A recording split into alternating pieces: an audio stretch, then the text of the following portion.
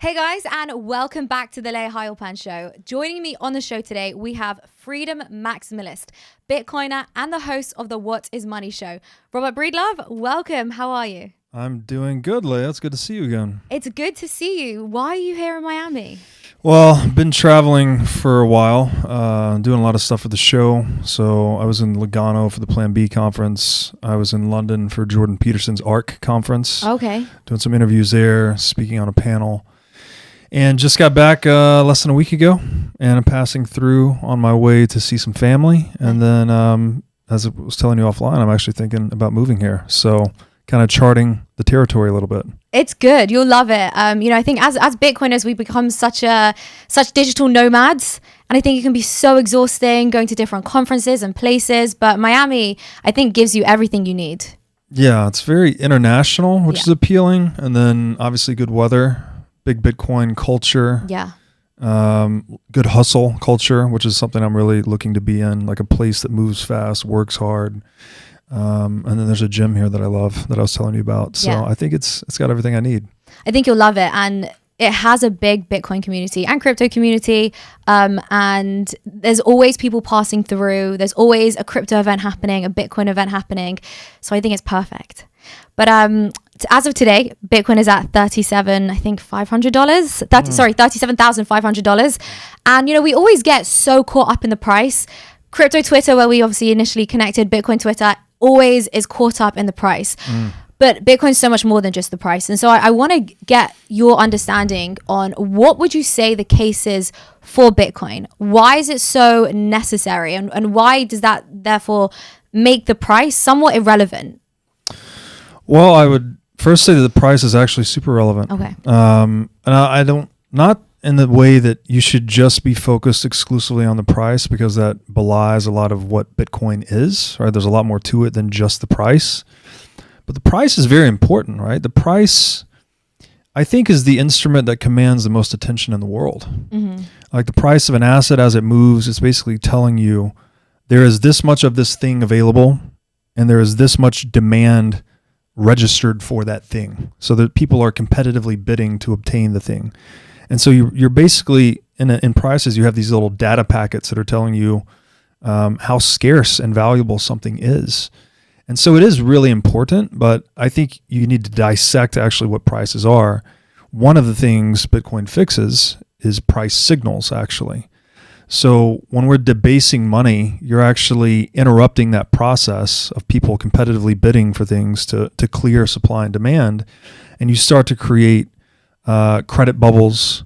You create the Austrian business cycle theory that Mises expanded on in the 50s. It basically says when you start to distort these price signals, capital begins being allocated not in accordance with the plans and preferences of individuals, but rather in accordance with plans and preferences of the state.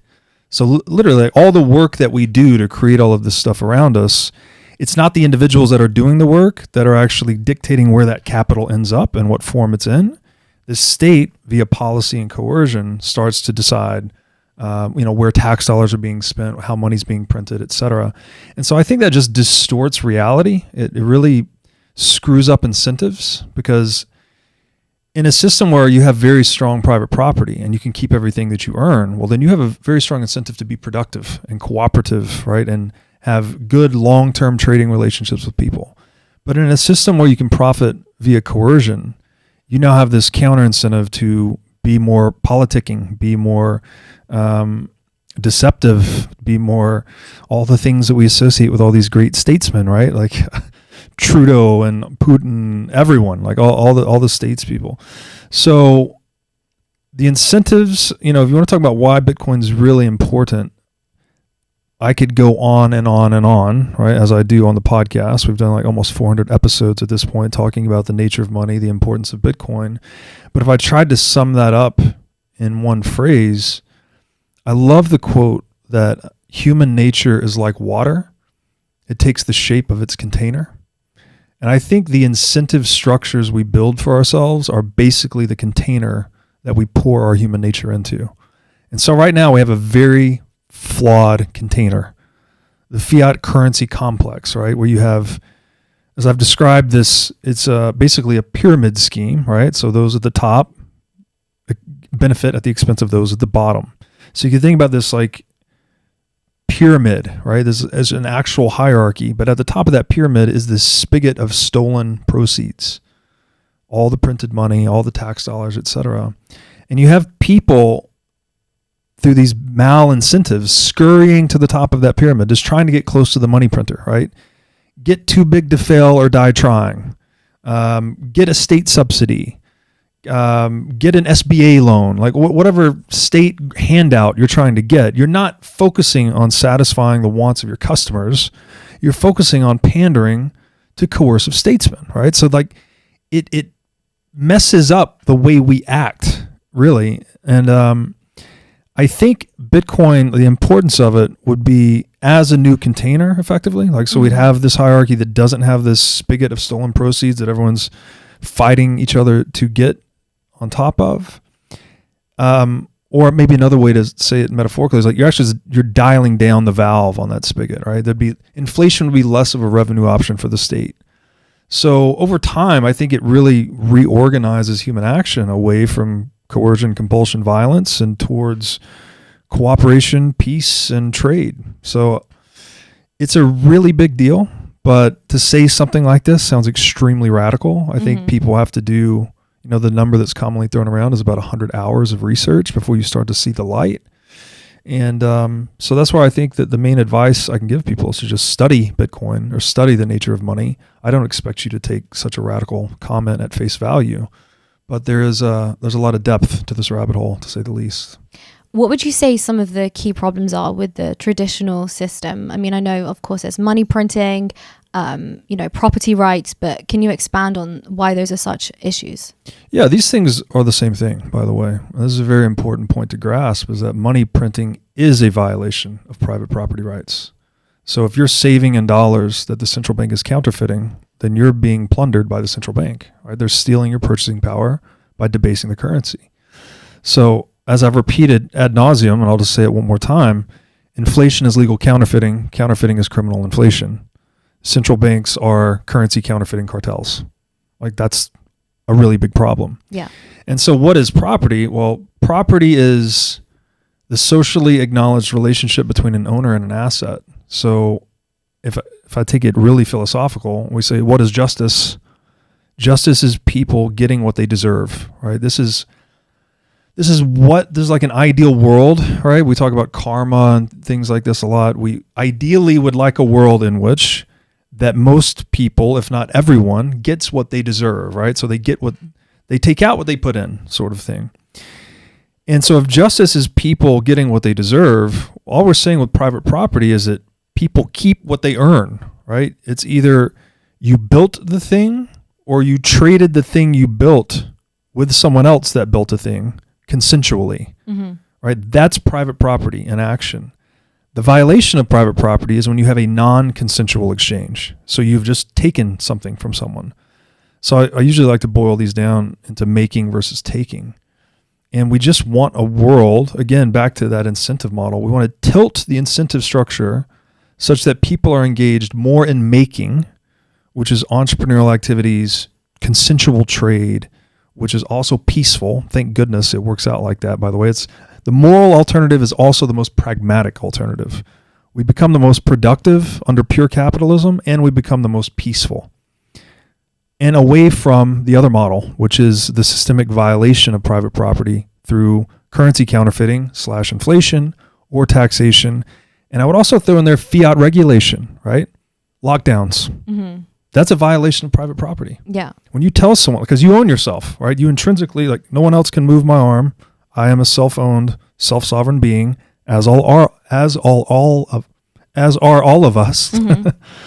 When you tell someone they can't come out of their house because there's a boogeyman pandemic out in the world, you're violating their private property. So It's not just stealing; it's also incarcerating people and limiting their freedom of movement, action, and all of these things are just intrinsic, I think, to building a rational, peaceful civilization. So the more we can defund the institutions that do that, the better off we all are. And there's a term of yours which I love, and we spoke about this on the last podcast that we did, which is fiat induced psychosis. And correct me if I'm wrong, but the idea is all the madness that we see in the world is a result of corrupt money. So can you explain how is the money corrupt? And then also, how does that then trickle down into all other aspects of the world and make everything insane? And also, what are some examples of fiat-induced psychosis? With the bull market right around the corner, you do not want to miss the boat with crypto. You need a reliable crypto exchange that you can trust and depend on. Especially if you're new to crypto, you need somewhere that is simple and also easy to use. That is why we recommend CoinEx. The crypto exchange is dedicated to providing professional services and top products for a smooth and enjoyable trading experience. CoinEx puts the user first and is a trustworthy and reliable place for newbies. The platform is actually currently celebrating its 6th anniversary, which is an extremely long time in the new world of crypto because most exchanges don't even make it past a few years. And what's more exciting is CoinEx wants to show its gratitude and its loyalty to its users. So they've actually launched a campaign called You Raise Me Up, where they are giving away rich bonuses and prizes to its customers. And of course, there'll be very special rewards for newbies. So guys, make sure you follow CoinEx Global on Twitter. It's at CoinEx.com and CoinEx's website, so you don't miss out.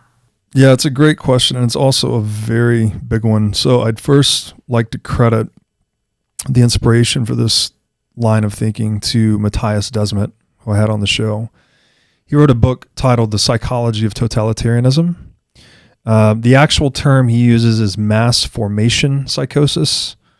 I shortened it to mass psychosis. I don't know if that's technically accurate or not, but it just makes more sense to me. And so he lays out a number of reasons that societies historically have given into, societies that were very successful, right? They'd lasted for a long time. They'd built up large stores of capital. They had, somewhat fair rule of law. They had advanced the human enterprise, let's say. But in many times, in many places, they had given into this mass psychosis, which ultimately degenerates into totalitarianism. Totalitarianism would be like the ultimate form of mass psychosis, where you've basically deified an individual, right? Stalin is God or Mao is God, whatever it may be. And so he outlines a number of reasons in his book that I think are excellent, but one that we talked about on the show together, this was maybe 18 months ago, I was asking him about if the violation of private property could contribute to that. And my thinking is, you look around the world today, especially young people that are really getting victimized in the current inflationary regime. You can work 2 jobs, 3 jobs, right? You can hustle your ass off, but the prices of houses keep soaring, right? It's productivity and wages keep diverging. So you're not able to keep what you earn, even if you work your ass off. And so what is that doing to a young person, a young mind, is you're almost losing your grip on reality. It's like the social contract is being broken. I'm doing everything that I learned, right? Save money, work hard, take care of myself, all the things, yet society is not rewarding my action. And so at some point, I think people start to become infuriated with that. And obviously, when we say fiat-induced mass psychosis, again, we're talking about fiat currency, right? This counterfeiting of currency, which is the violation of private property of savers. This is the big one, right? This is, so to put some numbers on this that might be helpful, $6 trillion counterfeited in 2020 by the U.S. $6 trillion. The average annual wage, $60,000. So if you divide 6 trillion by 60,000, you get 100 million hours of human time stolen. I hope I'm saying this correct. I'm sorry, 100 million years of human time stolen. If you divide that by 50 productive years on average per human life, right? You work from the age of roughly 20 to 70. Then we're talking about 2 million hours worth of productive labor stolen through the counterfeiting of $6 trillion.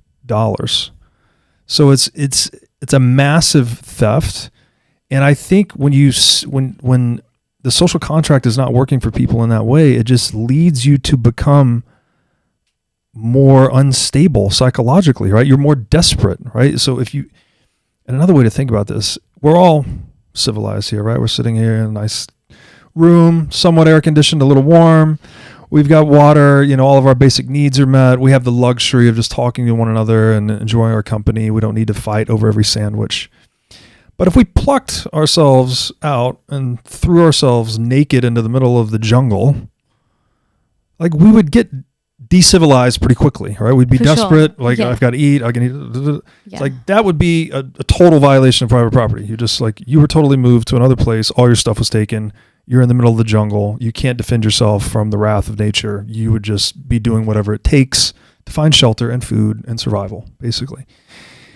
Inflation and taxation and all these forms of theft are just a gradient along that scale, right? You're just pushing people back towards the edges of the jungle and not letting them take control of their own life, right?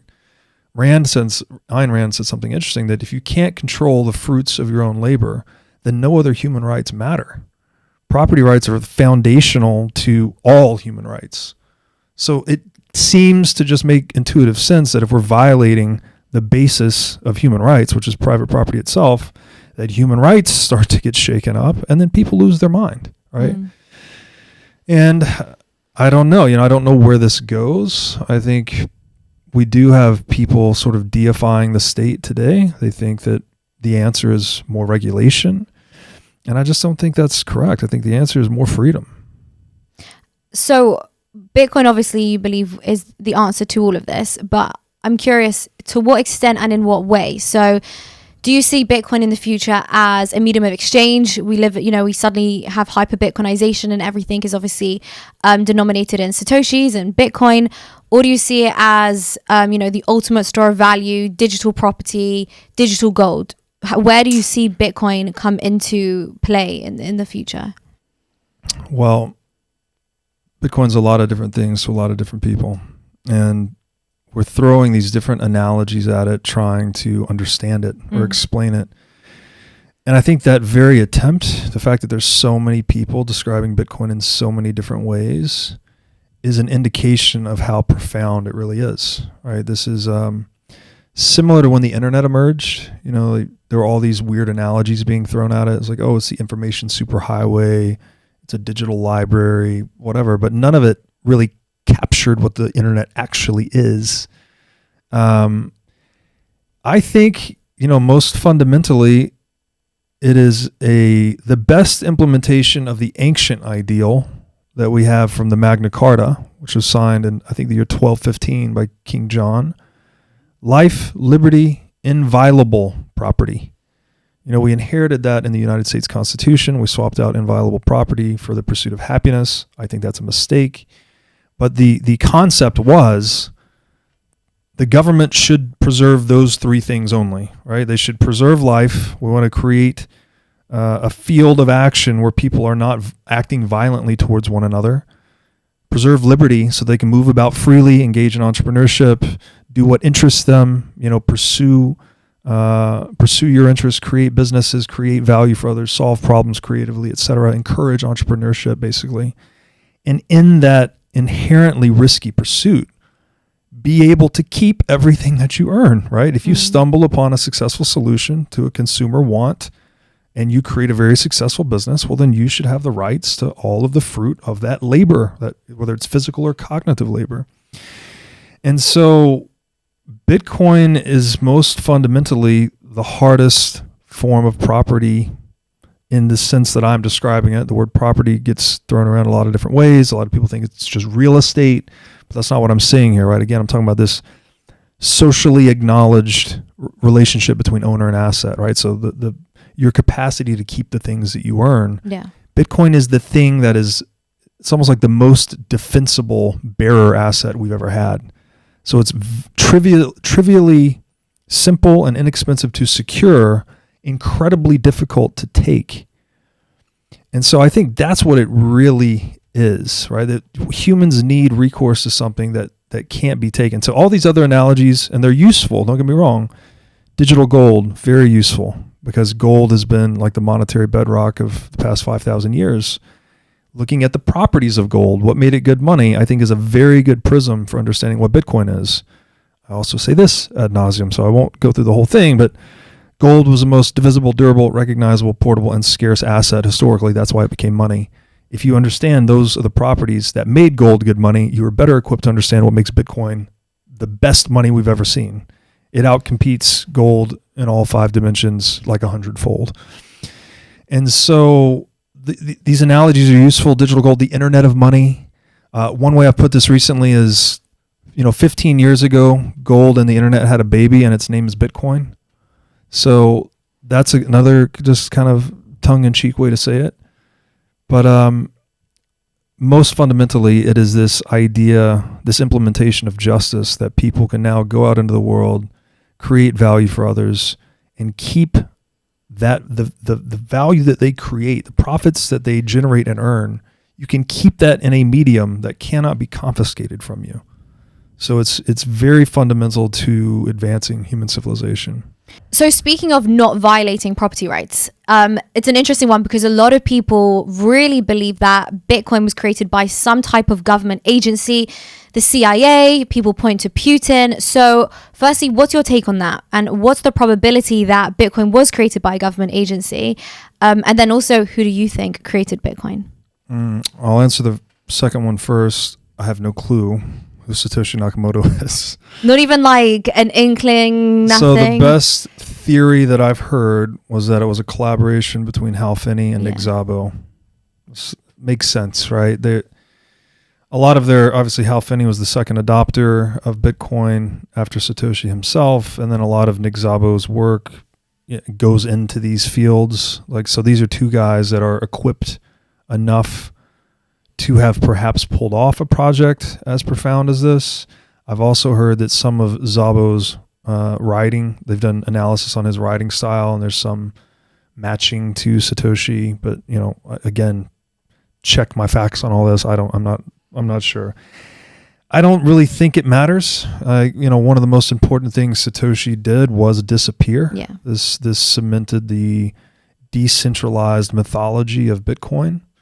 And the fact that we have Bitcoiners now that can say things like we are all Satoshi, right? And the state doesn't have an individual to centrally target and denigrate and smear to tarnish the Bitcoin project. I think that's really important.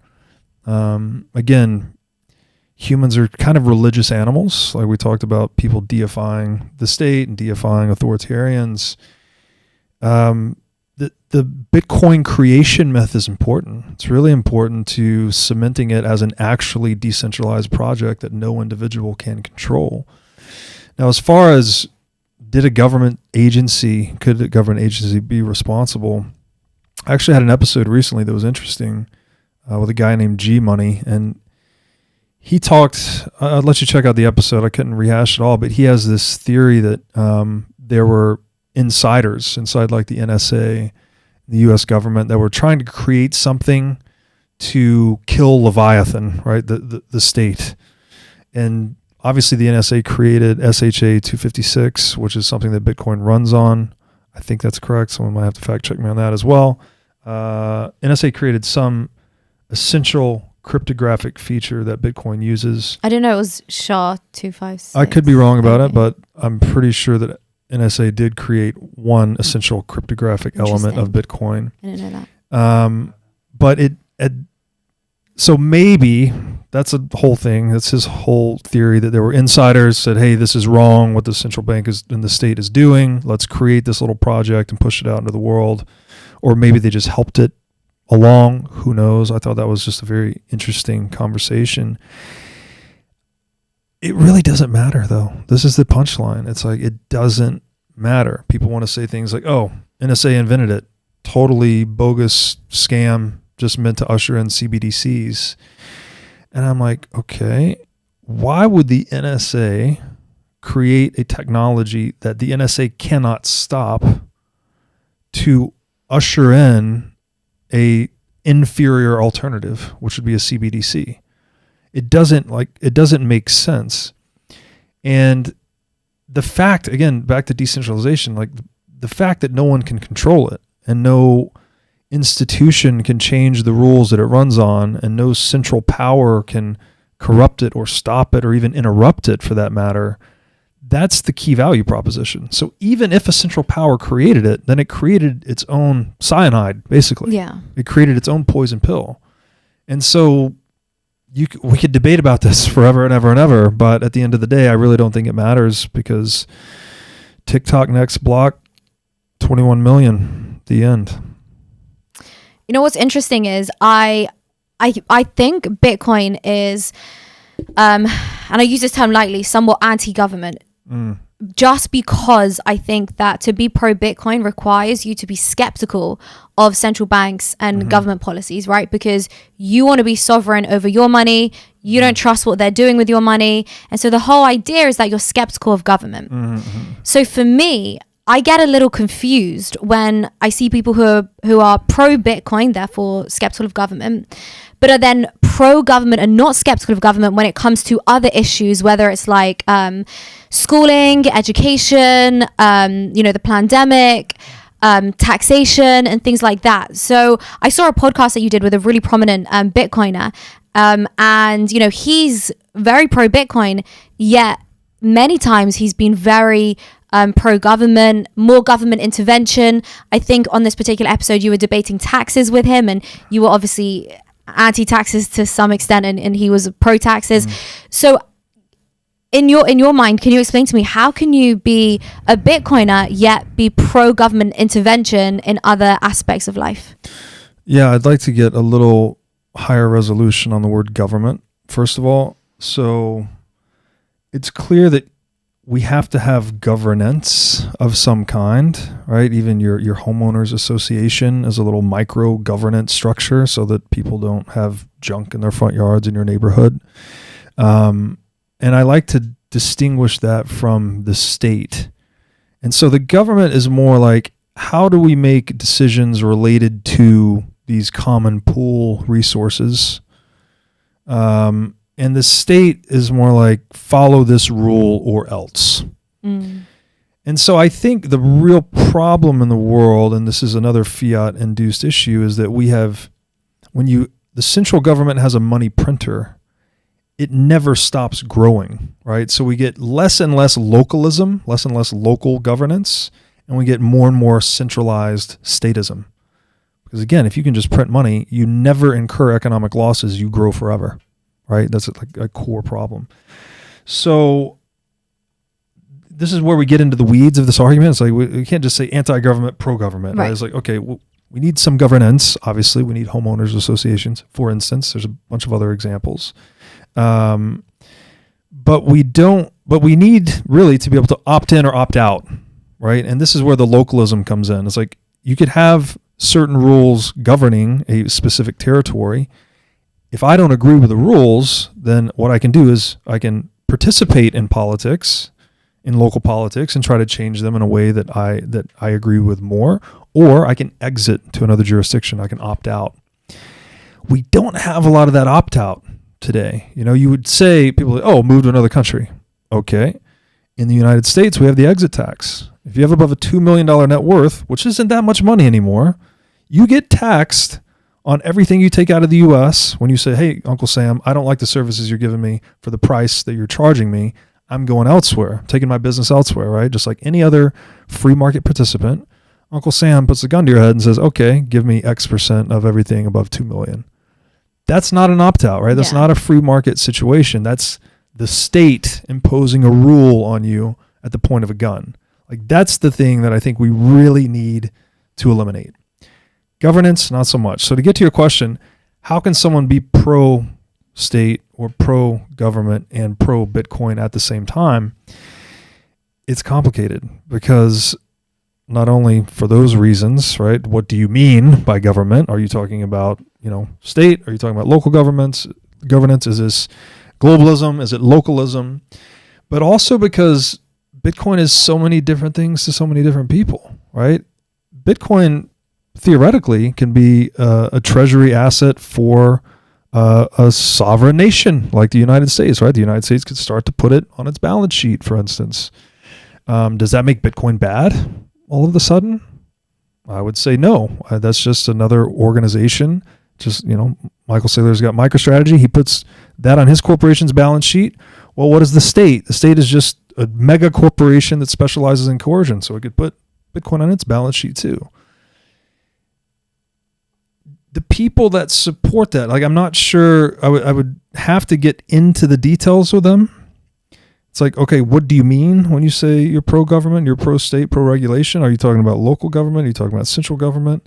Well, I think it would be very difficult to be pro-central statism and pro-Bitcoin at the same time. Because again, as I said earlier, Bitcoin is a poison pill to centralized statism.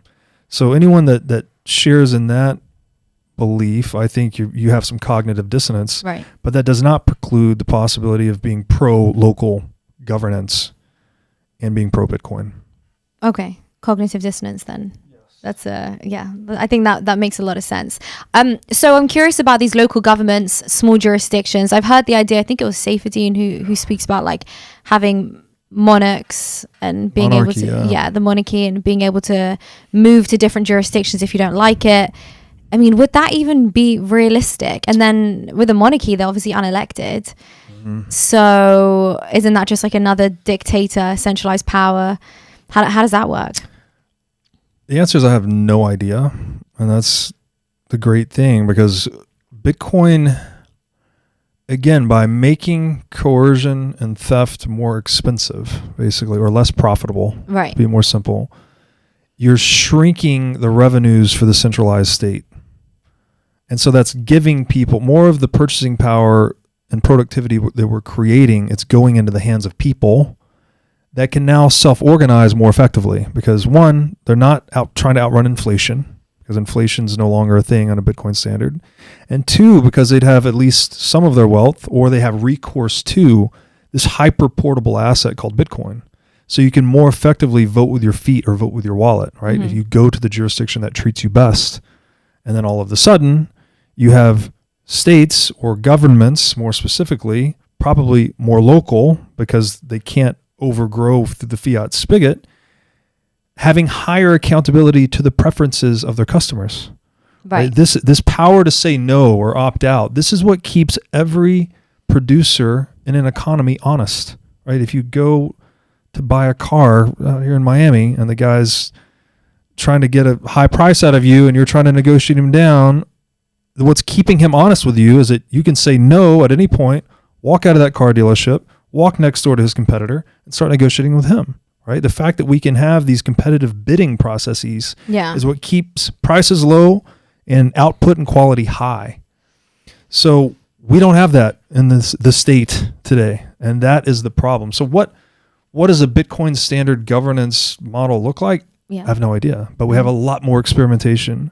We have a lot of different flavors for a lot of different people, and that's a good thing, right? That's more choice, that's more optionality, that's more freedom, and that's what Bitcoin's all about. I find that we're closer to one world government, than separate jurisdictions. Particularly in the either you're the West or the East. That's it. And I don't think you have any more rights going from the UK to America, or even Dubai in America. I don't think Dubai has any more rights just because it's so pro crypto. So I think that we absolutely have zero choice.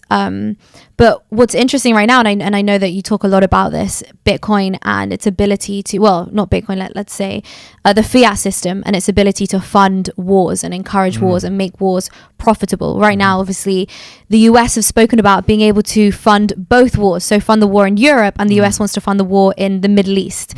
So can you talk to me about how Bitcoin is a solution to this? And I know it's really cringe, but I always see, somebody on Twitter, I think it was once Max Kaiser, he took a picture of the Palestinians fighting and was like, Bitcoin fixes this. Does it fix it? Look, it's a big leap, right? Right. And I'm not going to say that it's wrong. As I said at the beginning of this show, human nature is like water. It takes the shape of its container. So we do change over time, right? We have become much more civilized, much more moral. We have moral intuitions that many of us share today. They did not exist in, say, ancient Egypt, right? Where there's pharaoh god kings, and everyone's a subject. So we have managed to change the cultural paradigm that we plug into over time. It has evolved. It is we have innovated, perhaps, let's say, culture towards being more peaceful over time, over the long arc of human history. Granted, there's been many interperiods of extreme violence, even regression, like the Dark Ages, right? We progress so far, and then civilization takes a few steps back before we take a few steps forward. But I say all this just to make the point that there is a malleability to being human, that we can change. Like, we're not doomed to just be forever these apes battling over territory. We're imbued with rationality. We can share ideas, especially fast. There's more liquidity of ideas today than ever before in the digital age. Like, we can do this, and then boom, it's all over the world at zero cost, right? The ideas can spread like wildfire in the digital age, and there's a lot more voices participating, right? So you have a lot more dialogue and discourse. And so this thing with Bitcoin is like, okay, you could rerun, say, like a World War II example, where when Hitler invades Poland, as soon as they surrender, what is the next thing Hitler does? Well, Hitler goes to the central bank and he raids the gold, because guess what? War is very expensive.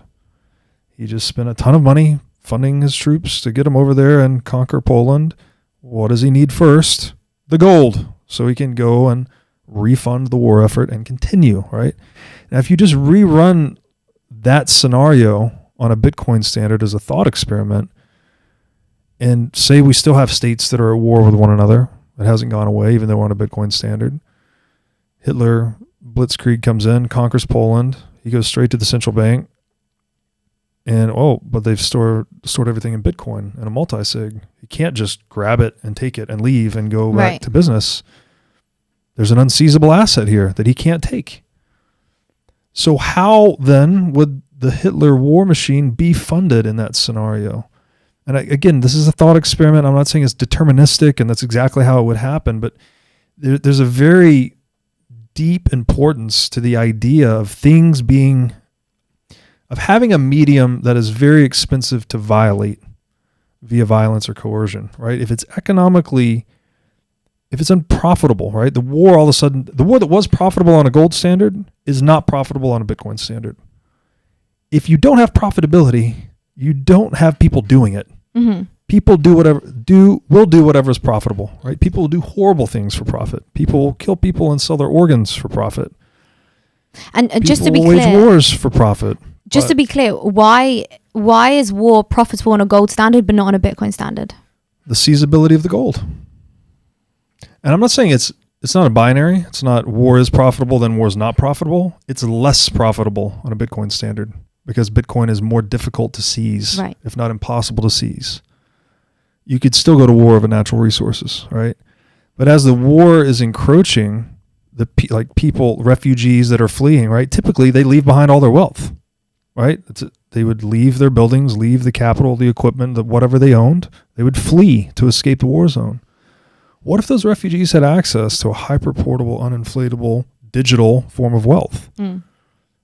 So capital could kind of run away from war zones more efficiently and more easily, and this lowers the profitability of war, and I think therefore lowers its prevalence. So, I mean, it's a bit abstract and theoretical. Obviously, we have no historical example of this. The book on this and the bibliography to this book, The Sovereign Individual, I think is very useful. There is a literature on the economics of violence, and it's telling, right? Humans have changed the way they self-organize as the profitability of attack or defense changes. The shape of our society has changed in lockstep. And so what we're saying with Bitcoin is we have a great leap forward in the defensibility of purchasing power, right? You can put your private keys on your brain. You can cross a border with $1 billion on your brain. You have total plausible deniability, right? They can search you. They can cavity search you. Like, they're not going to see your private keys. Do you believe that though? Like, sorry, just to interrupt you on your train of thought there.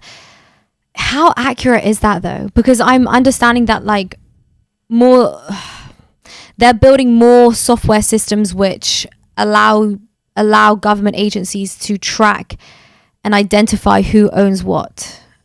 You mean on Bitcoin? All cryptocurrencies, just by looking at an address. Yeah. I don't know. This is AML and KYC, and if you buy Bitcoin through I mean non-KYC Bitcoin. Well, if you put it through a mixer, then you can anonymize yourself. So the privacy technologies are improving. There are ways to privatize your stash. It's not for everyone, right? You have to be somewhat technically proficient, but there are ways to anonymize your holdings. And I think it'll get easier over time. And it gets easier in line with if governments say are acting on that knowledge more and more, they start blacklisting people that have bought Bitcoin through KYC exchanges, or they're tracking people that have acquired it non-KYC. Obviously, if you acquire it directly via mining, that's very difficult for a government to track. It's like you generated the Bitcoin organically, effectively, and like they're none the wiser unless you're a publicly traded mining company, right? Maybe there's some tracking there. Yeah. But if governments are acting on that information and they're coercing people and they're sending them scary grams and all of this, well, guess what happens? The demand for privacy tech goes up, and we start producing more, better, easier, cheaper privacy tech. And I think people are just always going to use the tools, the best tools that are available to them. And this is going to drive innovation in privacy tech and get more people out of the eye of Sauron, so to speak. Do you think that there's a genuine concern that governments could crack down on Bitcoin? Because they're already cracking down on privacy coins. I think Monero was delisted from an exchange. Obviously, we saw what happened with Tornado Cash. I saw Crypto.com now. You have to KYC the wallet that the money comes from. So even if it doesn't come from an exchange, but it comes from a non-custodial wallet, you have to KYC yourself. Otherwise, the money gets halted. So governments are doing everything that they can to eliminate any privacy. So do you think Bitcoin is at any risk from any government? Well, I mean, this is the magic of decentralization, right? So purely in terms of privacy, again, I would just defer to like the last argument is the more you violate people's privacy or act on information of individual holders, use that against them, you're just going to incentivize people to mix their coins, use different privacy tech, etc. But as far as like government attacks on Bitcoin and is that a risk, I think the recent mining ban by China is a very illustrative example of the magic of decentralization. It's like China's 1.4 billion people. The CCP is the most iron-fisted authoritarian regime that's ever existed in the history of the human race, right? The most technically advanced, the most well-armed, the most oppressive, the most organized, the most controlling. They outlawed Bitcoin mining on their own territory. Yeah. And at that time, about 50% of the global hash rate was coming out of China. 2 years later, I think now, we're roughly 2 years later, 2 years, yeah. Still 25% of Bitcoin's global hash rate is coming out of China. So if that regime, if the CCP, with its strongest iron fist in human history, cannot squash Bitcoin mining, which is the most obviously physically represented aspect of Bitcoin, it's where the rubber meets the proverbial road, right? You actually have physical capital in physical places, which is the specialty of government. If they can't stop this incentive structure from people are still mining Bitcoin in China. It's still happening. Yeah. Is it the government? Is it government insiders? Like, again, we use these terms as like models of simplification. China's not like one indivisible aggregate that moves, moves as one unit, basically. There's billions of people in there. There's billions of power factions and billions of competing families and interests.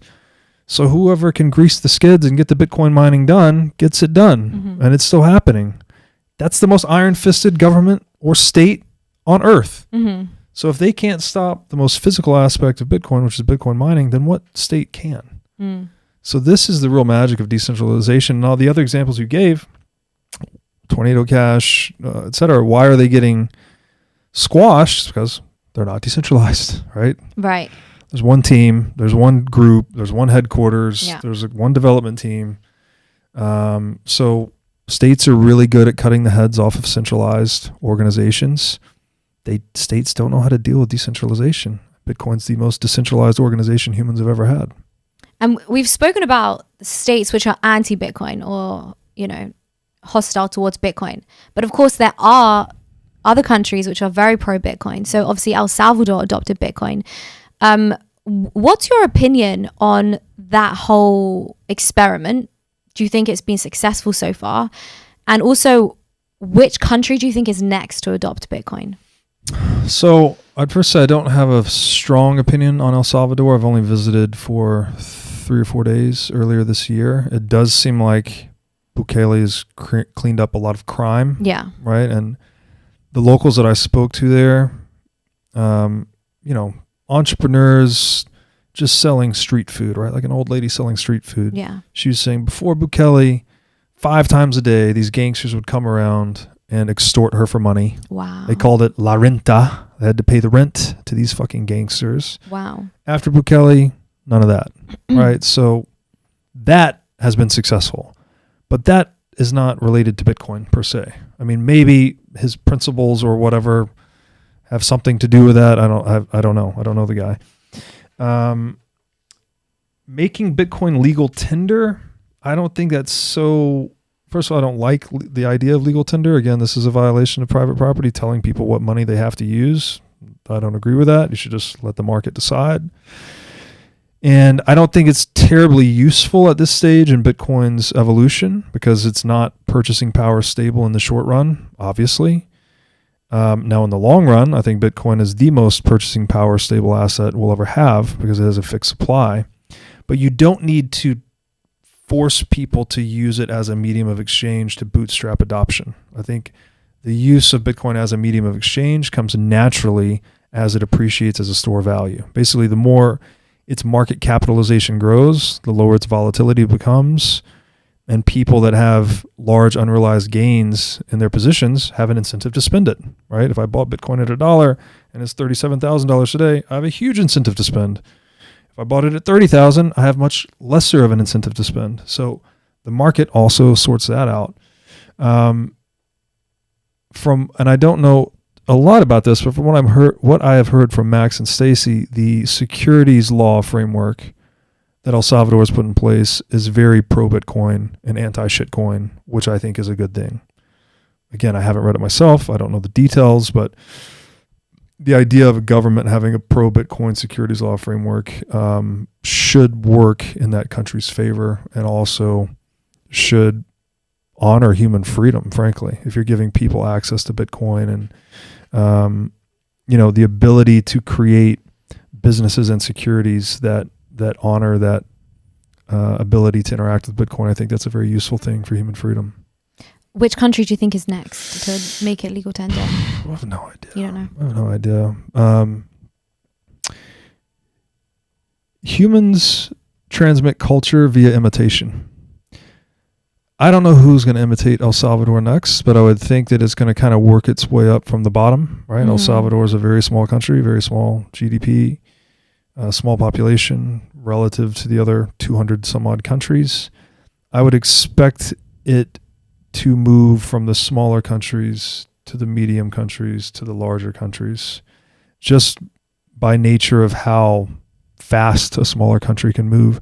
I would also expect, and this is sort of paradoxical or ironic, I don't know, authoritarian regimes can move faster. And you might see another pivot in China at some point where they just say, hey, we have decades of central planning have created an overcapacity of energy production in China that they don't have anything to do with it, right? They have these ghost cities, like it's just they have an excess capacity for energy production. Why is not all of that going into Bitcoin mining right now? They could literally monetize all this extra capacity you built through central planning and enrich your country. So if the CCP is smart, then they'll figure that out. It's not that complicated, right? You're just letting money burn when you're not allocating these energy assets to the production of Bitcoin if it's not being sold on the market, right? It's curtailed or unused energy. You might see a larger authoritarian country move a little bit faster than, say, the US, which is in democratic woke gridlock. Yeah, we are in democratic woke gridlock. Yes. That's a great way to put it. But what's interesting as well is that a lot of the greatest investors of all time, you know, people like Warren Buffett, you have the likes of Charlie Munger, they can't get on board with Bitcoin. You know, Warren Buffett called it rat poison. Peter Schiff, anytime Bitcoin moves, Peter Schiff is like, it's all going to come crashing down, you know. So I'm curious, what's your take? Why do you think these individuals just refuse to get on board with Bitcoin? Do you think it's because it goes against their own personal interests, or are they just old and they don't get it? Human nature's like water, takes the shape of its container. These guys are talking their book. 40% of Berkshire Hathaway, I think, is Fiat bank stocks. Obviously, Schiff is in the gold business. That seems pretty obvious. I actually think Munger is right, though. Or was it Munger or Buffett that said the rat poison? Buffett. Oh, Buffett's right. Buffett's right. Bitcoin is rat poison. Yeah. Why is? Central because it kills the rats. Central banks are the rats. Do you know what? I've never actually internalized that. Bitcoin is rat poison. That's a good thing. Yeah, That's I've called it. I've always Rothbard often describes the state, the central bank, these other systematic violators of private property. It's basically a parasite-host relationship. If you don't have productive market actors creating wealth, then there's nothing to confiscate, right? So if the market were to die, the parasite would automatically die. So statism is like a parasite on the free market, effectively. So I've described Bitcoin as parasiticide. It actually is killing the parasite. Again, back to this whole idea of the poison pill. Mm-hmm. You're just giving people recourse to something that is not amenable to the revenue model of the parasite, which is to steal. And so when you make stealing more difficult, you make it less profitable, you make the business of stealing less prevalent. So Bitcoin is rat poison.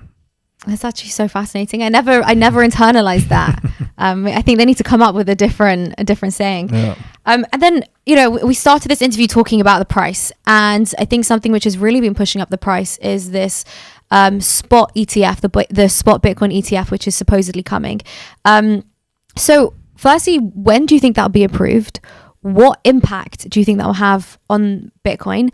And then my last question is, are you concerned that might make Bitcoin more centralized? Because now you have all these major institutions buying up more and more Bitcoin. I mean, BlackRock already owns practically everything, to put it in a simplistic way. Mm-hmm. So do you think that could make Bitcoin more centralized? So I have no idea, right? We've been talking about ETFs for years in the Bitcoin space. I don't really care. I'm not that interested in it.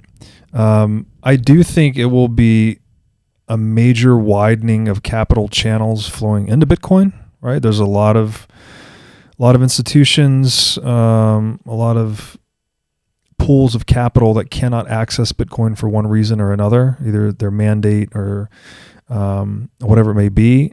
An ETF is something that's much more accessible for most of these capital pools. So I would expect to see, upon approval, whenever it happens, there would be a lot more capital inflow into Bitcoin. Of course, yeah.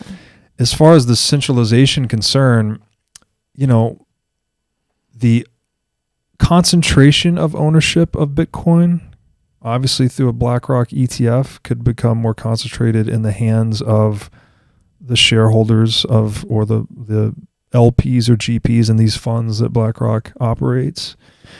But that bears no influence on the core consensus protocol of Bitcoin itself. So this is a common sort of misunderstanding. People think that, if you concentrate the ownership of Bitcoin into fewer hands, then they'll increase the supply, or they'll change the block size, or they'll do this or that. It's like, that's not how Bitcoin works, right? Nodes choose, miners enforce. It doesn't matter who actually owns the Bitcoin. You're not voting You're not voting for the core consensus protocol through the owning of Bitcoin. So even Satoshi with 1 million Bitcoin could not reappear and be like, hey guys, it's a 42 million cap now. Like it just wouldn't work. So that is much less of a concern to me. And again, back to the poison pill analogy, I think a lot of the money inside of BlackRock is wealth earned is not the right word. Wealth acquired through shares owned in central banks and other such institutions centered on coercion, compulsion, theft, violence. I think that the monetization of Bitcoin, which would be accelerated by BlackRock ETF, is going to undermine those businesses. So it's dissolving, things like BlackRock won't exist, I think, on a Bitcoin standard, or at least won't be as powerful and as prevalent.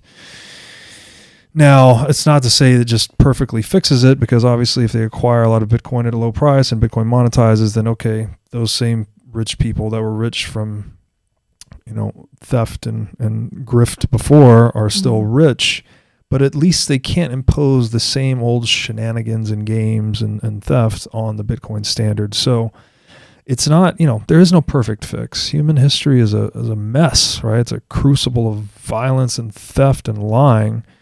The best we can do is introduce something like a new incentive structure that can hopefully help us correct our behavior. And so BlackRock ETF, no idea when. I think it's an accelerant to Bitcoin's monetization and not a threat to its decentralization. So you're making a distinction between owning a lot of Bitcoin versus mining the Bitcoin, which makes a lot of sense. But this is something someone said to me the other day, and I actually didn't know what to respond to them. So it'll be interesting to hear your take. What if somebody like BlackRock started buying up all the different mining pools? And so now they have more than a 51% ownership of all the Bitcoin mining. Could they then it's centralized, and they can then change the laws of the network and the math of the network? Is that a possibility? I would point people to the Sailor series, which is the first series I did on my show, and Sailor's way smarter than I am about this, and he walks through the math of like what that would look like. Not BlackRock specifically, but if you wanted to 51% attack the network, well, here's how much equipment you'd have to buy, here's how much electricity you would need. It's difficult, but someone like BlackRock could afford it. In theory, but there's also these temporal, there's lead time. Like you need to be able to mobilize all of this equipment. You're saying if BlackRock just went out and bought them immediately. I don't know. I guess that's a good thought experiment. But I think in general, Bitcoin mining network responds adversarially. So if that happens, you're going to create the ultimate arms race to build more Bitcoin miners, right? If BlackRock's getting into the game, that would be crazy. And they're buying all the Bitcoin miners, and that's the largest capital pool, one of the largest capital pools on earth. Wouldn't every competitor to that capital pool immediately look to do the same thing? And so you just get a lot more Bitcoin mining, a lot more places, a lot more security for the network, a lot more decentralization. Interesting. So yeah, I don't know. This is the weird thing about Bitcoin. It's like, I've called it a positive vortex of incentives. It's like no matter which way you attack this thing, it just always pays you to compete honestly in the marketplace. Yeah. And it just resists all control. It suffers no kings. It's a very strange thing. Interesting. Yeah, I never thought about it like that. So just finally, what are you working with at the moment? What do you have? Do you have any interesting guests coming up on the What Is Money show? What are you focused on right now? Yeah, so I'm actually interviewing an author that orange pilled me before Bitcoin, I guess. Not orange pilled. He black pilled me on central banking. G. Edward Griffith. Okay. I'm sorry, G. Edward Griffin. He's the author of The Creature from Jekyll Island, which is a book about the inception of the Federal Reserve, the nature of money, the history of central banking. It's really good. It's a free audiobook on YouTube. Okay. They have an abridged version. It's really good. I'm talking to him tomorrow. So I'm really excited about that. I've been trying to get him on the show for like a year. And that's really my focusing on the podcast. I want to start doing more in-person episodes, especially after I relocate.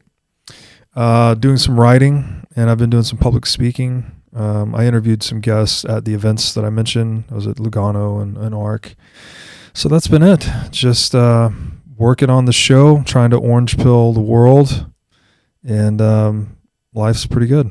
What did you do before Bitcoin? So I had a degree in accounting and finance, and I was basically a career CFO.